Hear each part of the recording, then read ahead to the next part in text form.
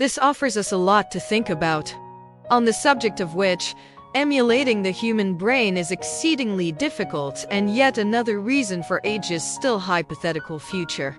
Longtime University of Michigan engineering and computer science professor John Laird has conducted research in the field for several decades.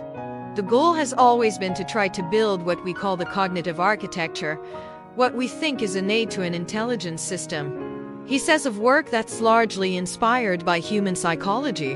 One of the things we know, for example, is the human brain is not really just a homogeneous set of neurons.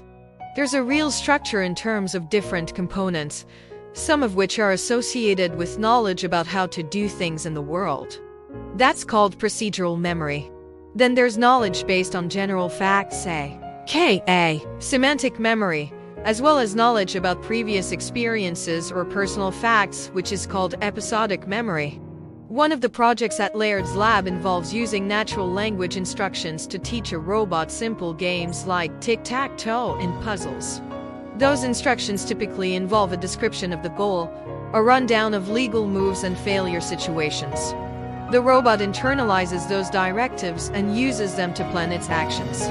As ever, though, breakthroughs are slow to come, slower anyway than Laird and his fellow researchers would like. Is Augie a threat to humanity? More than a few leading AI figures subscribe some more hyperbolically than others to a nightmare scenario that involves what's known as singularity, whereby superintelligent machines take over and permanently alter human existence through enslavement or eradication. The late theoretical physicist Stephen Hawking famously postulated that if AI itself begins designing better AI than human programmers, the result could be machines whose intelligence exceeds ours by more than ours exceeds that of snails.